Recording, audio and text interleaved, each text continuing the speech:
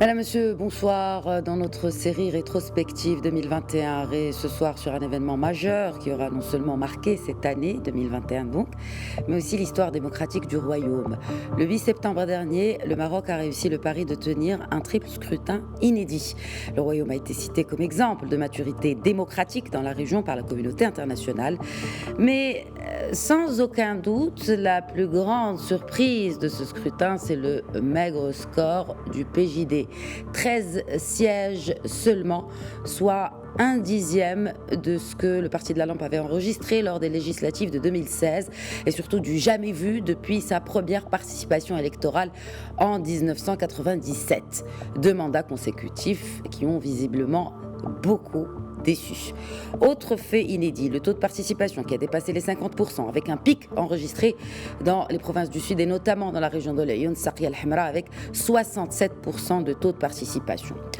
Mais loin d'être un simple scrutin, ces élections ont été l'occasion, ou sont d'ailleurs l'occasion de changer de modèle et de mettre en œuvre les recommandations du nouveau modèle de développement. Retour sur les enjeux, mais aussi les résultats de ce scrutin en compagnie de nos experts que j'ai le plaisir d'accueillir. Tout d'abord, Hassan Alaoui, directeur de publication de Maroc Diplomatique. Bonsoir Hassan Alaoui, merci d'être avec nous ce soir. Bonsoir Lala Khadija, merci. J'ai également le plaisir d'accueillir Cédric Essaoui, analyste politique et économique. Bonsoir Cédric Essaoui, merci de vous joindre à nous par téléphone ce soir. Bonsoir madame, au plaisir de participer avec vous.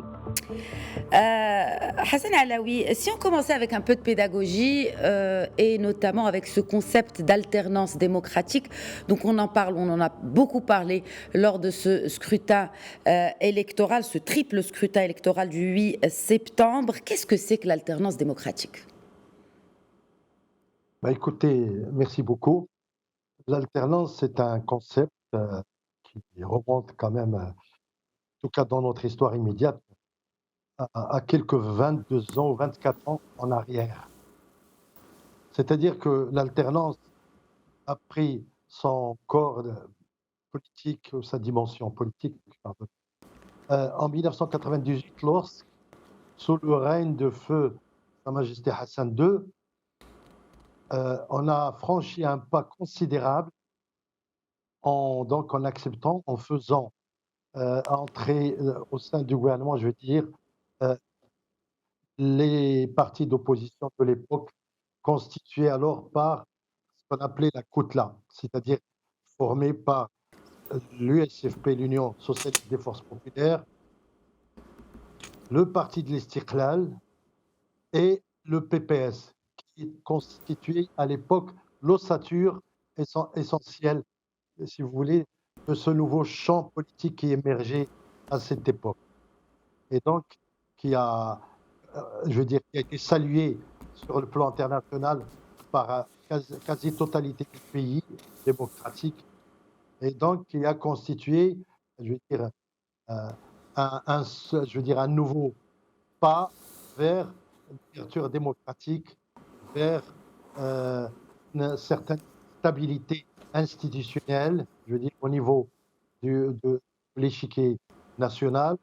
Et donc, l'alternance a commencé à prendre, si vous voulez, sa réelle dimension depuis cette date.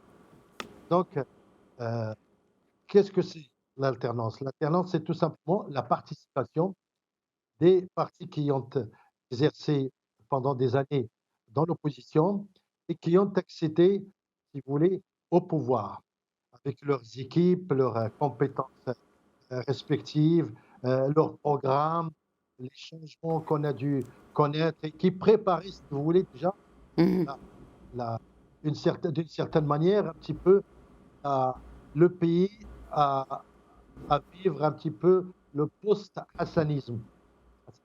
Parce que à l'arrivée de Sa Majesté Mohammed VI en juillet 1999, naturellement, il y a eu à la fois une rupture et une continuité. Et le terme ou le concept d'alternance, comme vous disiez, a été renforcé parce que tout simplement, il s'agissait d'un élargissement, si vous voulez, d'action et d'activité politique, de participatif des autres partis. Et il s'agit aussi, si vous voulez, d'une autre vision pour percevoir un petit peu la politique différemment. Et évidemment, avec les gouvernements qui ont suivi cette date, si vous voulez, après le départ de Steve Lusby en 2002, et l'arrivée de Juppé, on a assisté aussi à la même alternance dans sa dimension, si vous voulez, ambitieuse, de faire participer le maximum de partis politiques, quelle que soit leur couleur, ce qui nous a donné un petit peu cette dimension de gouvernement multi-pluriel, je veux dire, multi-dimension, et qui continue aujourd'hui jusqu'au 8 septembre dernier, date à laquelle, si vous voulez, une autre majorité est venue, constituée par le RNI, n'est-ce pas, constituée par le RNI, l'Istiqlal toujours, bien sûr, et comment on a, Le PAM. pardon, Bon, le PAM, pardon. très bien. Alors, cette alternance démocratique Driss Aissaoui, elle a été un peu davantage visible après les résultats de ce scrutin du 8 septembre et cette défaite cuisante du Parti de la Lampe, du PJD, après bien sûr 2 mandats, un score vraiment, comme je le disais en introduction, qui est très très faible, 1/10 de ce qui avait été enregistré et scoré en 2016. Donc est-ce qu'on peut parler d'un exemple criant, finalement, de cette alternance démocratique avec, bien sûr, ce changement à la tête de l'exécutif? Moi, je pense que la définition choisie par mon ami Hassan Halaoui est une bonne définition parce qu'elle ramène la notion d'alternance au pays qui s'appelle le Maroc. Nous sommes au Maroc et nous vivons justement cette alternance. Alors, quand on parle de ça dans ce pays, le fait que le PJD puisse accéder au pouvoir, faire 2 mandats successifs, c'est plus que de l'alternance. Si vous voulez, tout ce qu'on avait pensé a été battu en brèche par cette décision et par cet événement. Alors maintenant, on a eu d'autres élections durant le mois disons le 8 septembre 2021 qui ont complètement chamboulé le paysage politique tel qu'on le connaissait. Et le PJD, comme vous l'avez dit, a été éviction de ce parti politique. Pourquoi? Parce que effectivement, au niveau de sa politique économique, de ses choix, de sa relation avec le citoyen, je pense que le PJD a beaucoup perdu parce qu'il a déçu. Parce que les Marocains, pendant un moment, et là, ce n'est pas un choix de classe sociale, c'est que tous les Marocains, pratiquement, ont choisi de voter pour le PJD. Pourquoi? Ils ont considéré que c'est un parti politique comme les autres et que lui était propre. Et il n'avait pas justement de lanterne ni de casserole qui traînait derrière lui. Et quand il est venu, alors il a géré les affaires de tous les jours, il a géré les affaires publiques et malheureusement, on a eu beaucoup de déceptions. Surtout quand ce parti politique a été obligé de faire passer des lois électorales, des lois qui touchent justement à la souveraineté économique du citoyen. Et là, je parle de l'indexation des produits pétroliers, le fait de toucher à la compensation d'un certain nombre de prix. Mais tout cela a amené le PJD à regarder de très près la déception et que finalement, c'est devenu un parti qui est, disons, il a fait partie du lot et qu'aujourd'hui, il a choisi de partir ailleurs et qu'il va essayer de vivre véritablement disons, comment on appelle ça, le rôle d'opposition véritablement dans une institution politique dans laquelle il n'est pas majoritaire. Il n'a pas justement toutes les composantes d'une force politique qui peut imposer un choix ou un autre. Donc aujourd'hui, nous avons vécu justement cette alternance. Parce que si vous voulez, on peut revenir à l'alternance dans des pays démocratiques tels que l'Angleterre, l'Allemagne, la France, etc. Mais c'est différent. Le contexte politique est totalement différent. Et au Maroc, on a vécu cette alternance et nous sommes heureux, en fin de compte, de vivre ce changement. Nous espérons que les partis politiques qui aujourd'hui ont eu la confiance des citoyens, parce qu'il faut le dire, pour passer du PJD au RNI, au PAM, qui était l'ennemi juré de tous les partis politiques, et l'Istiqlal, je pense que le Marocain citoyen a dû faire un effort extraordinaire pour justement passer à ce choix-là. Et vous l'avez dit, le taux de participation a été exceptionnellement haut parce qu'on a dépassé les 50%.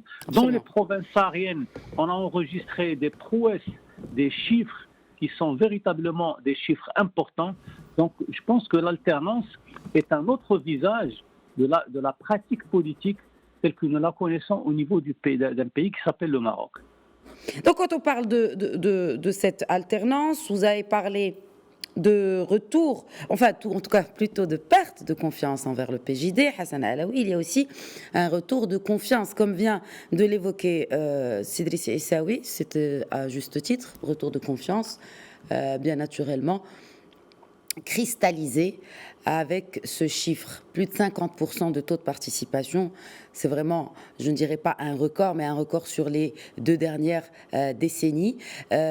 Pourquoi ce retour de confiance envers les instances, ou en tout cas envers l'exécutif et envers les instances démocratiques? Moi, je voudrais juste souligner un petit point. Bien C'est sûr. qu'on parle d'alternance, mais d'alternance réelle, nous avons connu celle de Yousfi, celle de Ch'to et c'est Abbas el-Fassi. Par contre, les 4 autres pratiquement alternances qu'on a connues, donc sous l'emblème du PJD, ce sont en fait des alternances entre guillemets, en fait, qui traduisent plutôt une continuité et qui ont, comme dit mon ami Driss, enfoncé, si vous voulez, conforté la crise que le PJD a vécu. Parce qu'à partir de 2015, c'est pratiquement un retour, si vous voulez, de manivelle au niveau de la confiance dont vous parlez justement. C'est que les gens ont commencé à voir un petit peu ce parti islamique, je ne dis pas islamiste, mais islamique, d'un autre œil.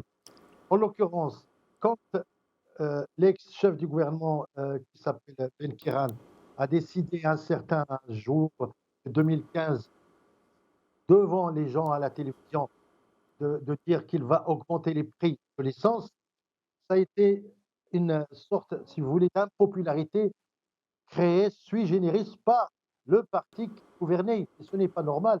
Alors que, comme pour la caisse de compensation, la hausse des prix que nous avons connue, la crise institutionnelle qui a conduit, si vous voulez, à entre parenthèses, je veux dire entre guillemets plutôt, la fabrication d'une autre coalition majoritaire en 2017 sous l'Athmani et qui a consisté, si vous voulez, à ramener au bercail pas moins de 6 partis. Ça ne traduit pas, si vous voulez, une réelle alternance là. C'est-à-dire que l'alternance qui a commencé en 1998 par Yousfi a été pratiquement autodétruite par le parti islamique qui a joué un petit peu j'allais dire l'individualisme au sein d'une coalition, qui a brisé pratiquement le processus démocratique avec le non-vote ou l'opposition aux lois électorales et évidemment la perte de vitesse considérable à laquelle on assistait pendant des années jusqu'au 8 septembre dernier, date à laquelle évidemment le RNI, je veux dire l'autre côté là, si je puis dire, le RNI, le parti de l'Istiqlal, et le PAM, qui sont une force de renouvellement, qui ont participé à ce renversement un petit peu du processus pour créer une autre confiance, pour mettre en place des conditions de travail et remettre un peu le pays sur pied. Lequel pays a perdu, si vous voulez, en termes de croissance. On était en 2011, on était à 7, presque 8% de taux de croissance. Et au mois de septembre dernier, on n'en était qu'à 1, quelque chose comme ça. Et ce n'est pas la pandémie qui va, du Covid qui va excuser ce reflux, ce n'est pas ça.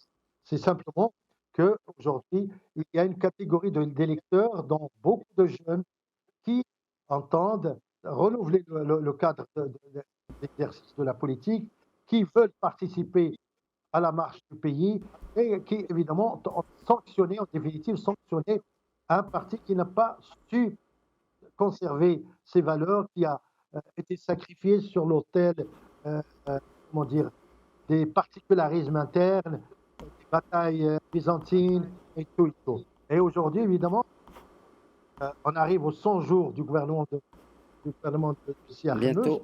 On espère évidemment bientôt, on va les célébrer.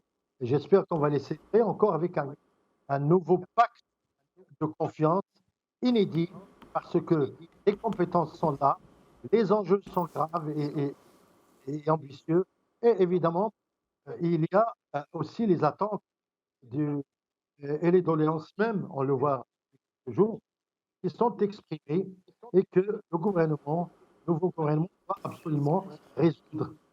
Là. Très bien.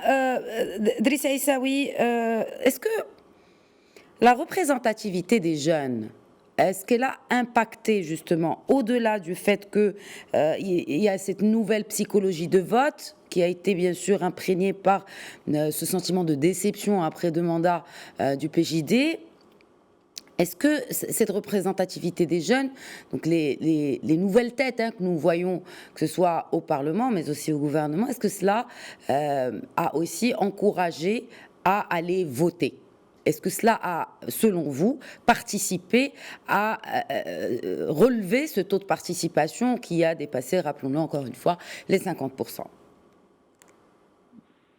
On va appeler ça un courage politique. C'est une volonté qui a été exprimée par les leaders des partis politiques qui ont constitué la majorité gouvernementale actuelle. Le RNI, disons le PAM et l'Istiqlal ont choisi de mettre en avant de nouveaux visages des jeunes qui n'ont pas justement d'expérience dans la gestion des affaires publiques, mais qui ont de l'expérience dans la gestion des affaires de manière générale. Et ils les ont amenés à des postes importants, des postes de ministres, et ils sont aujourd'hui en train de gérer cela. Quel est l'intérêt? Le premier intérêt, c'est d'avoir cassé ce qui était jusqu'à aujourd'hui considéré comme étant une perte de confiance installée chez la jeunesse marocaine, parce que les jeunes Marocains ont détesté vivre avec tout ce que le PJD avait présenté comme affaire et comme manière de gérer les affaires publiques. Et les jeunes ont perdu confiance. Parce que les jeunes, comme dans tous les pays du monde, ils aspirent à mieux, ils aspirent à l'avenir. Alors, si avec le PJD, ils n'ont jamais vu... Mais s'ils aspirent à l'avenir, justement, s'ils aspirent à l'avenir, est-ce que le fait de se retrouver peut-être même dans certains candidats à ces élections-là a fait que ça les a motivés pour aller voter? Parce que, on va dire, il y a un changement de tête ou de profil qui fait qu'ils vont plus se retrouver par rapport à un jeune que ce que l'on a vécu ces dernières années avec bien sûr une moyenne d'âge assez élevée que l'on connaît bien sûr chez les candidats aux élections. Très certainement. Vous savez, les jeunes Marocains, ils regardent, ils observent. C'est d'excellents observateurs de ce qui se passe sur la scène publique. Alors aujourd'hui, quand ils sont venus, ils ont vu ce que leur proposent les 3 partis politiques. Ils ont été contents. Ils ont dit, il y a au moins des partis politiques qui pensent pratiquement comme nous, c'est-à-dire qui veulent changer les choses, qui amènent de nouveaux visages, qui se risquent à des changements importants et radicaux par rapport au choix qu'il y avait avec disons, le parti qui n'est plus là. C'est-à-dire le PJD, pendant un moment, il a représenté les mêmes visages, que ce soit au niveau du Parlement, au niveau du gouvernement, et même au niveau d'un certain nombre d'institutions auxquelles ils ont eu à faire. Ils ont eu le choix et l'obligation de faire des choix pour ces institutions. Alors, quand les gens ont vu que ce sont les mêmes personnes qui reviennent, et plus grave encore, il y a des personnalités qui étaient très respectées chez les islamistes, et à un moment donné, ils ont commencé à combattre pour avoir la retraite parlementaire, pour avoir un certain nombre d'avantages qui sont donnés à ceux qui gouvernent. Et les gens c'est pratiquement impossible. Les gens ne croyaient plus leurs yeux. Et quand ils ont vu justement ces partis politiques agir de la même manière, ils se sont dit il vaut mieux changer. Je pense que le changement va être profitable pour le pays, pour le Maroc, parce que le Maroc est un pays qui a monté sur d'autres chevaux. Le Maroc est en train de préparer un avenir qui sera un avenir radieux. Pourquoi ? Parce qu'on a fait des choix sur un certain nombre de secteurs, des choix novateurs, des choix qui vont faire du Maroc le véritable dragon du développement de la rive sud de la Méditerranée. Et le Maroc, il sera appelé à jouer un rôle beaucoup plus important qu'on ne le connaît dans telle ou telle région du monde. Le Maroc est en train aujourd'hui de préparer le terrain à un certain nombre de forces politiques internationales de pouvoir s'installer au Maghreb, en Afrique et même au niveau des pays musulmans. Le Maroc, est un facilitateur de toutes ces relations et de tous ces choix. Très bien, vous parlez de changement, Hassan Alaoui, changement dans la coalition. Une coalition à 3 partis, c'est positif. Après la coalition que l'on a connue dans la composition de l'exécutif sortant. Oui, j'y adhère complètement, d'autant plus que, si vous voulez, cette élection du 8 septembre dernier a quand même donné des signaux significatifs. Je commencerai par tout simplement le taux de participation, comme vous l'avez dit, et notamment au niveau des régions, des provinces sahariennes. Deuxièmement, le taux de participation. Ensuite, la qualité, si vous voulez, des candidats et des élus, des gens qui ont été élus.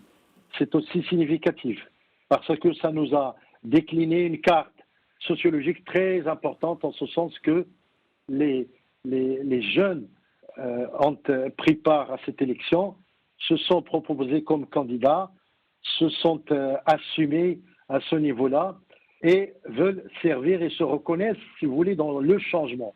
Parce qu'il s'agit d'un changement radical qui a tranché avec la dizaine d'années précédentes. Et je dirais que cette coalition, elle est bien étudiée, elle est homogène, nous l'espérons. Bien sûr, on n'exclut pas des dissensions sur des questions de principe ou même de conception, d'orientation et de stratégie. Mais la démocratie a son prix. C'est celui de la diversité et de la contradiction. S'il n'y a pas de contradiction, il n'y a pas de débat sérieux. Il n'y a pas de démocratie. Donc, les jeunes, comme vous dites, se reconnaissent dans cette coalition et nous espérons, nous prions, nous faisons des prières pour qu'elle continue à tout le moins pendant cette première période où les grandes réformes annoncées devraient être mises en œuvre, naturellement, avec courage. Et parmi ces réformes, il ne faut pas l'oublier, comme on dit, c'est la lutte contre le chômage, c'est les centaines de milliers d'emplois qui ont été proposés et qui ont été lancés, c'est l'amélioration des conditions existentielles des populations, n'est-ce pas? C'est la lutte contre la corruption, c'est aussi la lutte aussi contre, j'allais dire, les différences Les inégalités de mode sociales. de vie et les inégalités sociales et surtout la réalisation des ambitions, si vous voulez, du programme annoncé notamment par le RNI, les fameuses, je vais dire, propositions, les 55, et surtout Hassan Alaoui, puisque vous parlez des promesses du parti gagnant de ces élections, du RNI, est-ce que vous retrouvez qu'il y a une homogénéité entre les trois programmes des partis qui composent la coalition dans le programme gouvernemental? Est-ce que vous vous êtes retrouvés dedans? C'est-à-dire, est-ce qu'on a retrouvé l'essence? On ne va pas dire toutes les propositions et les promesses électorales des trois partis, parce que bon, ce ne serait pas réaliste, n'est-ce pas? Mais au moins, est-ce que vous voyez une certaine homogénéité des trois programmes des partis politiques PAM, RNI et Stirlel dans le programme gouvernemental, dans ce programme gouvernemental Arnouch? Forcément, au-delà de l'homogénéité, qui est un terme souhaité, il y a surtout, si vous voulez, ce qu'on appelle la coordination, et au-delà de la coordination, l'unité, tout au moins sur la forme de certains principes. C'est surtout, je voulais rappeler tout à l'heure, la mise en œuvre, si vous voulez, de la politique sociale, c'est-à-dire au niveau de la CNSS, au niveau de la protection, au niveau de tout ce qui se fait, et que Sa Majesté donc a mis en place comme un cahier de charge, n'est-ce pas, qui doit être absolument mené jusqu'au bout.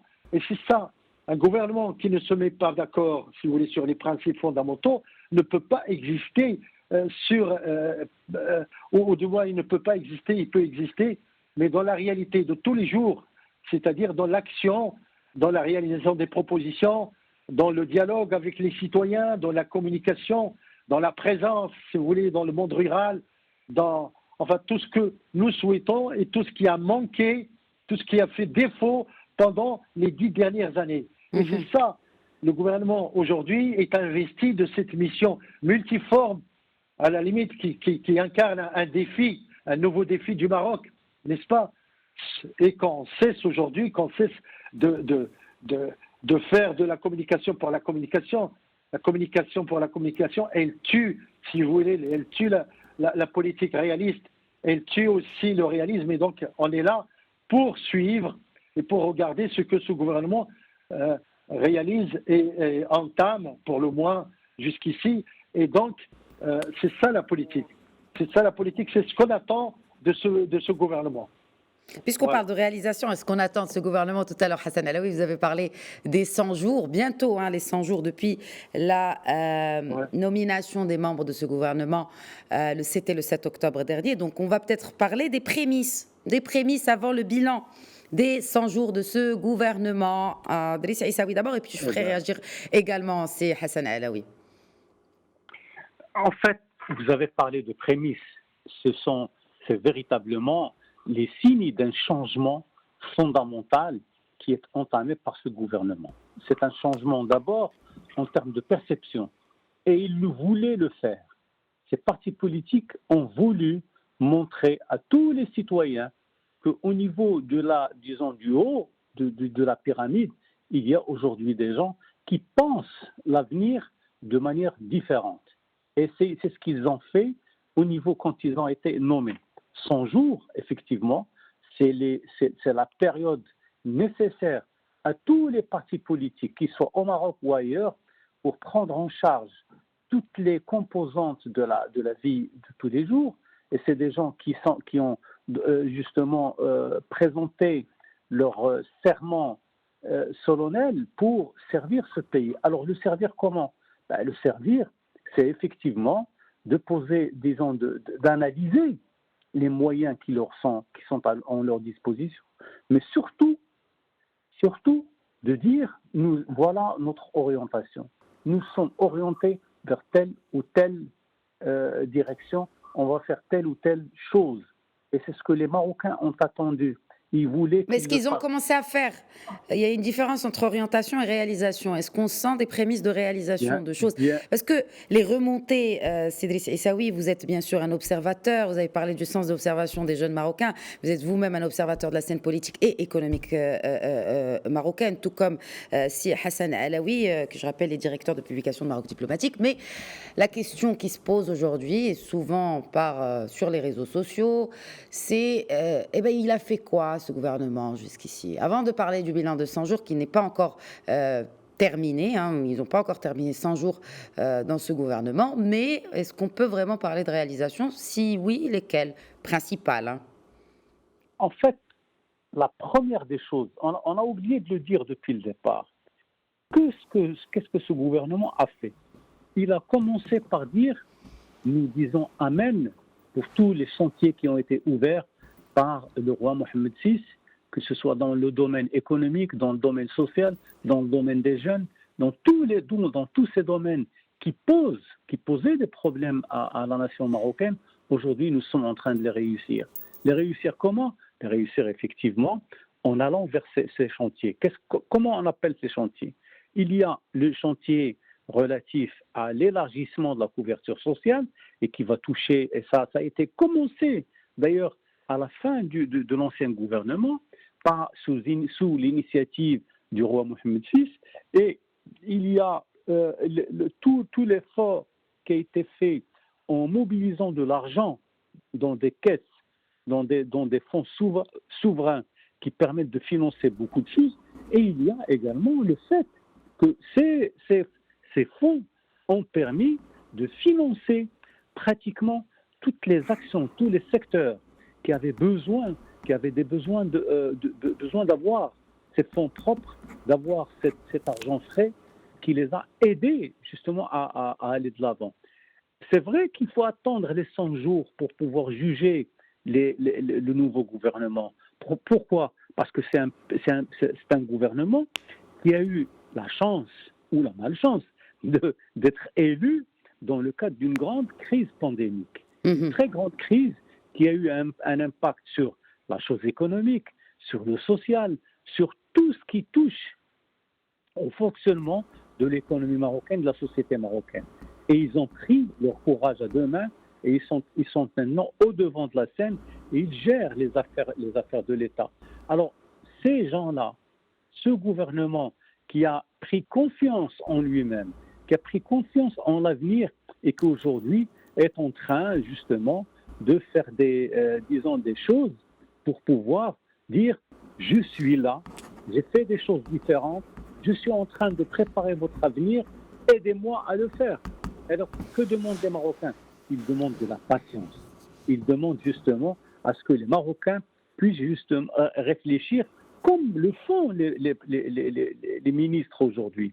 Les ministres, à chaque fois qu'un ministre touche un secteur, il trouve qu'il y a un gouffre dû à telle ou telle crise, etc. Mais malgré tout, les Marocains sont toujours là, parce qu'ils ont fait confiance, et ils vont continuer à le faire, et ils ont pris la décision d'aller de l'avant.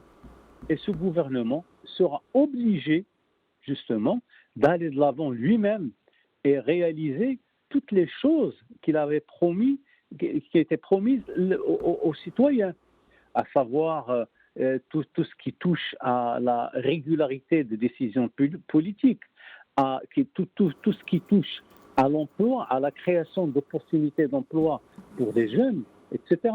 Donc tout ça va être au rendez-vous de l'histoire de ce pays, de l'histoire de ce gouvernement, surtout. Et on le jugera à chaque fois qu'il fera des choses. Mais ne va pas le juger dans la crise. La crise n'est pas... C'est-à-dire qu'elle leur donne justement, si vous voulez, une possibilité de pouvoir attendre. Non pas, ils ne sont pas excusés, mais on attendra leur changement d'attitude avec, disons, l'occurrence d'événements beaucoup plus positifs dans la vie de tout le pays. Bon, alors, dans le pacte de la majorité, il y a cette question de l'implication des régions. Et comme... Une question qui m'est revenue souvent par rapport, encore une fois, à cette homogénéité, à ce réalisme. Est-ce qu'on peut réellement avoir une homogénéité au niveau des régions comme on l'a au niveau du gouvernement? Hassan Alaoui. Écoutez, je voudrais souligner un petit point avant. Bien c'est sûr. que, en ce qui concerne les 100 jours qu'on a évoqués là, il faut quand même accorder un bénéfice du doute au nouveau gouvernement, parce que même 100 jours, ce n'est pas suffisant pour juger une action Absolument. d'envergure, Oui. n'est-ce pas? Oui, Donc, j'en conviens. il faut accorder un crédit à ce gouvernement qui s'est mis au travail, ou qui est en train, je veux dire, dont les membres sont souvent très, je dirais, jeunes en ce qui concerne l'expérience politique, et qui sont en train de se frotter aux réalités du pays avec abnégation, courage et une grande volonté. Malgré, si vous voulez, quelques couacs ici et là, mais on ne va pas insister là-dessus. Aucun gouvernement n'est parfait dans le monde, vous le savez. Donc, il faut attendre au-delà des 100 jours, je suppose. Maintenant, votre question, donc... Par rapport aux régions, Hassan Alaoui. Oui. Oui, les régions. Là aussi, la région, c'est un concept très large qui a commencé sous l'ancien règne parce que la région avait pris une dimension, même Feu Hassan II avait parlé du modèle des Landers allemands, de constituer, si vous voulez, des régions cohérentes, n'est-ce pas, unifiées, dynamiques, avec ses élites propres, ses budgets même, son parlement, entre guillemets, et tout et tout. Après, c'est évidemment Sa Majesté Mohammed VI qui a repris le flambeau, qui a dynamisé un petit peu la conception, si vous voulez, de la région avec un R majuscule, et nous y allons. Et le plan, si vous voulez, le plan de règlement au Sahara participe, si vous voulez, de cette philosophie de la régionalisation avancée. Donc là aussi, le mérite revient au souverain qui, évidemment, devance un petit peu les choses et veut lancer son pays dans une vision future, c'est-à-dire où il y ait à la fois, naturellement, nous avons 12 régions aujourd'hui, mais j'allais dire une diversification régionale, mais en même temps une unification sur le plan, si vous voulez, des objectifs, à savoir le développement cohérent, autocentré et tout. Et la région aujourd'hui, elle va prendre encore, je suppose, grâce au règlement du problème au Sahara, sa dimension réelle, parce que, si vous voulez, la région aujourd'hui, c'est un peu le Maroc dans les Marocs. Alors, nous allons vers ce modèle un petit peu décentré, et c'est pour ça que la décentralisation marocaine reste quand même un exemple magnifique. Mais je parle aussi et surtout, Hassan Alaoui, des résultats d'élections avec la composition, bien sûr, des élus au niveau des régions. Donc là, ma question était plutôt par rapport à l'homogénéité de la composition des élus, n'est-ce pas, communaux et régionaux. Est-ce qu'on peut parler d'une homogénéité entre les trois partis qui sont sortis gagnants et pour les législatives, mais aussi pour les communales et les régionales? Est-ce qu'il peut y avoir, est-ce que c'est réaliste, est-ce qu'on peut parler de convergence des idées, convergence d'idéologie, convergence de programmes au niveau de ces régions-là, au niveau des communes, mais aussi... Oui. Oui, mais comme on dit, nécessité faisant loi, ils ne peuvent pas ne pas être d'accord, n'est-ce pas? Il faut les trois formations. Cela est valable pour le gouvernement, mais est-ce que c'est valable aussi au niveau communal? Mais oui, justement pour les régions, parce que les régions et les communes, ce sont des mini-gouvernements où il y a évidemment un jeu de partis, n'est-ce pas? Je dirais même un jeu d'influence. N'est-ce pas une lutte éventuellement? C'est idéal ça. La démocratie, comme je disais tout à l'heure, c'est la contradiction, c'est le débat. Et donc là aussi, s'ils se sont, si vous voulez, coalisés au principe, si vous voulez, de nécessité, il faut que, dans la pratique, il faut qu'ils arrivent à réaliser leur propre homogénéité pour se mettre d'accord sur des programmes, sur des objectifs définis qui sont tout simplement parce que la région et la commune, ce n'est pas l'État, c'est, j'allais dire, le bonheur immédiat des citoyens. Des services des citoyens tout de suite, des citoyens de base. Et donc là, c'est une pratique directe, c'est une pratique concrète. Ce n'est pas les débats sulfureux au Parlement, pardonnez-moi l'expression, mais c'est la réalité. C'est la réalité, c'est une expression qui reflète la réalité. Et justement, Hassan Alaoui, et si on parlait de l'opposition, est-ce qu'on sent qu'il y a une réelle opposition aujourd'hui, puisque vous parlez de ces débats que vous décrivez comme sulfureux au Parlement? Est-ce qu'on peut parler d'une réelle opposition, Hassan Alaoui, aujourd'hui, et quel est le rôle qu'elle est amenée à jouer, si toutefois il y en a une? Il y a la réalité entre le discours dont vous parlez et la réalité d'aujourd'hui qui est à la limite triste. C'est-à-dire, en fait, l'opposition est rentrée, comme on dit, dans son petit coin et on ne la voit pas sortir tout de suite. Et peut-être qu'elle sortira un jour ou l'autre, mais elle vit ses propres crises internes. Regardez l'exemple de l'USFP, n'est-ce pas, où il y a une petite guerre byzantine à couteau tiré, n'est-ce pas, où il y a encore le népotisme qui règne. Et c'est ça le drame de la politique au Maroc, c'est le népotisme, n'est-ce pas? On veut placer sa fille ou son mari, à des postes qui ne le reviennent pas, et tout simplement, c'est ça qui va tuer la démocratie. Donc l'opposition aujourd'hui ne s'est pas encore réveillée du choc. Il faut qu'elle se réveille du choc, n'est-ce pas? Et ce n'est pas avec des petites phrases ou des sorties comme ça, n'est-ce pas? Il faut un réveil concret et aussi, le gouvernement, n'est-ce pas, devrait donner les raisons de vivre et d'espérer à l'opposition pour qu'elle ne reste pas dans son rôle, si vous voulez, j'allais dire, de petit acteur simplement qui reçoit le coup comme ça s'est passé ou encore. Donc il nous faut encore, on est en train de voir imaginer comment réveiller ou au moins reconstruire, refonder l'opposition qui a un rôle important dans une démocratie comme la nôtre et mettre un petit peu des freins, si vous voulez, comment dirais-je, ce qui peut être perçu comme une tentation autoritaire des partis gagnants ou des partis du pouvoir. Voilà. Très bien. Bon, alors c'est intéressant parce que vous parlez de réveil. Certains, à la fin de ces élections, avaient parlé d'une renaissance, d'un réveil, d'une réactivation de la gauche, et notamment du socialisme. Est-ce que c'est toujours le cas aujourd'hui? Bon, je m'adresse là à Driss Aissaoui, je ferai réagir Hassan Alaoui après. Driss Aissaoui, bon, peut-être un mot, hein, je suis sûre que vous avez un mot à dire sur l'opposition, mais aussi sur le socialisme. Est-ce que, comme un peu partout dans le monde, on est en train de vivre un peu une véritable déchéance des partis socialistes, des partis de gauche? Est-ce que c'est le cas aussi au Maroc? Les partis de gauche au Maroc vivent des moments assez difficiles.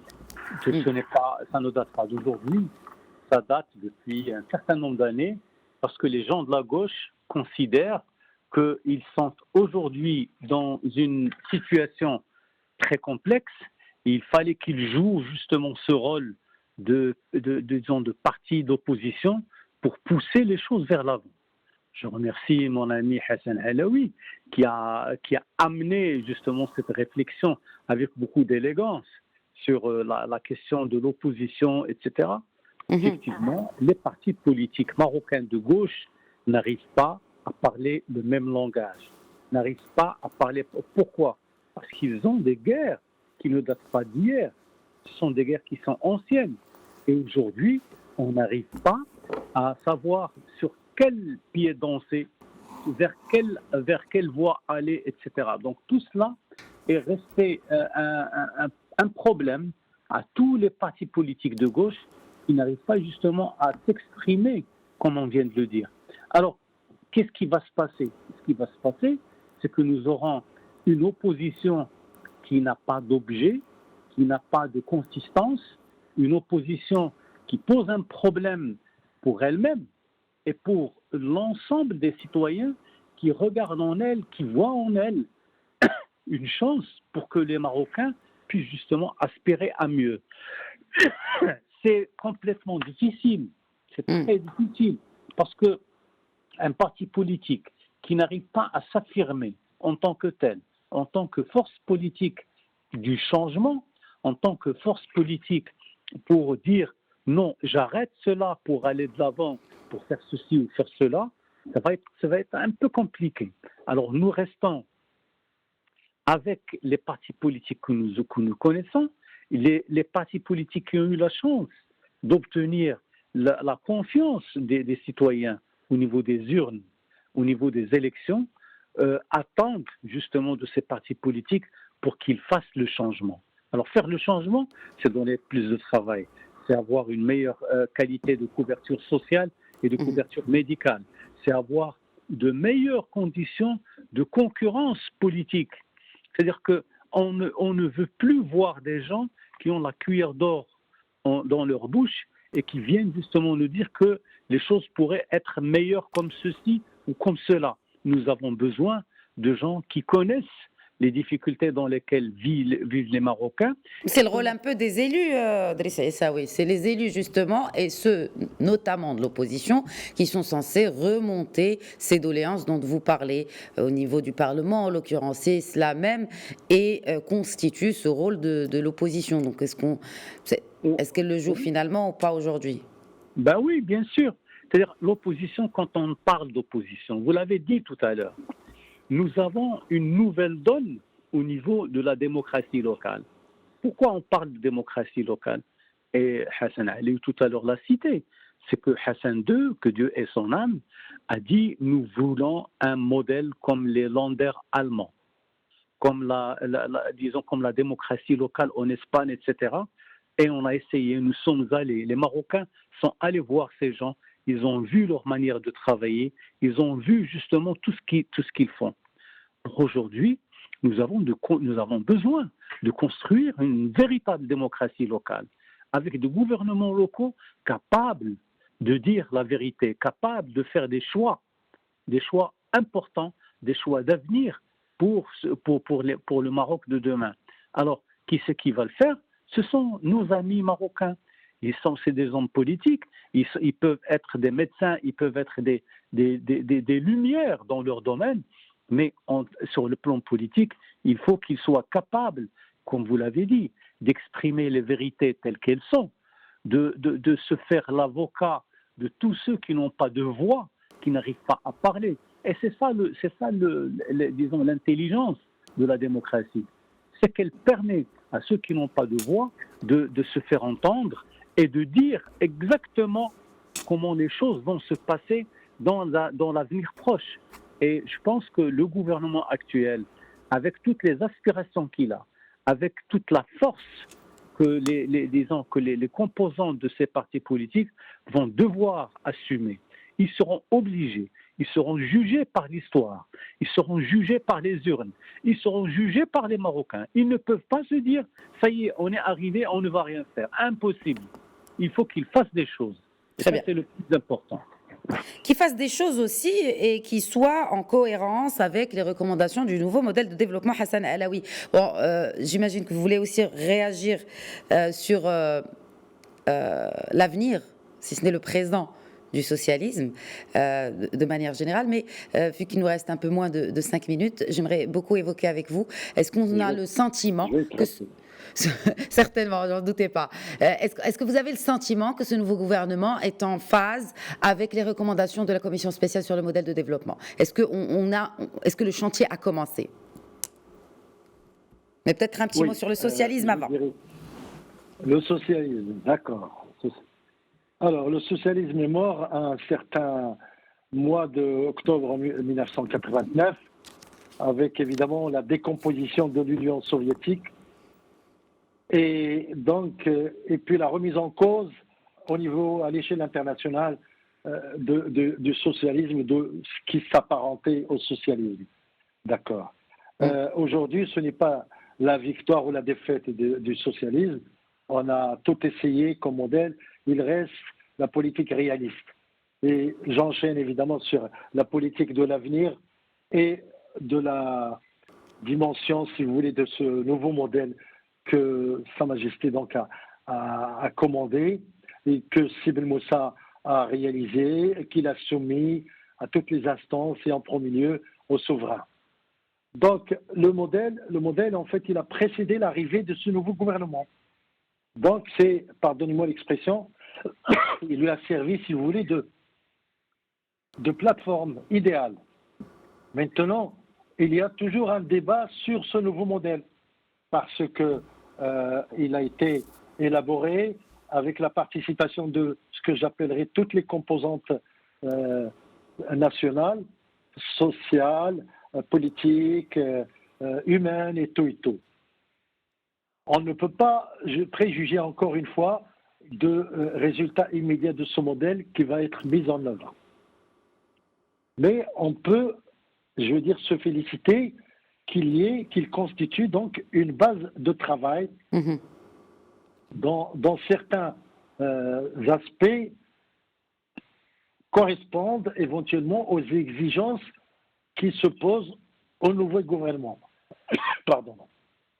Et donc, on espère encore, évidemment, qu'il y ait une adéquation entre les objectifs du nouveau gouvernement et les principes du rapport qui ont été entérinés, c'est le cas de le dire, par Sa Majesté. Alors, moi, j'espère une seule chose, que le débat continue, même au niveau, si vous voulez, de l'analyse de ce modèle. Oui. Et que, évidemment, le gouvernement soit le premier interprète, réalisateur, façonneur, réviseur, s'il faut, du texte, pour adapter à chaque contexte, à chaque époque, à chaque moment, les principes que contient ce rapport remis par Sidi Moussa et qui nous sert aujourd'hui de charte politique, économique, sociale surtout. Mais Voilà. vous avez été déçu du coup? Vous avez retrouvé cela, ce que vous attendiez? Hein? Moi, oui. je m'y retrouve, en grande partie, je me retrouve. Mais il y a des choses, évidemment, que je peux, enfin, à ma petite personne, au niveau de ma personne, que je devrais revoir et tout et tout. Ce n'est jamais parfait. Un texte, même excusez-moi, même Marx, le texte de Marx n'est pas, puisqu'il s'agit de parler de socialisme, n'est pas parfait. Savez, certainement pas. Une réadaptation. Oui, absolument. Adaptation aussi au contexte et notamment avec cette pandémie. Merci beaucoup Hassan Alaoui. Merci d'avoir répondu à nos questions ce soir et d'avoir enrichi cette discussion. Merci Idriss Aissaoui également d'avoir enrichi cette discussion et d'avoir apporté ces éclairages ce soir. Et merci à vous de nous avoir suivis. Très bonne soirée.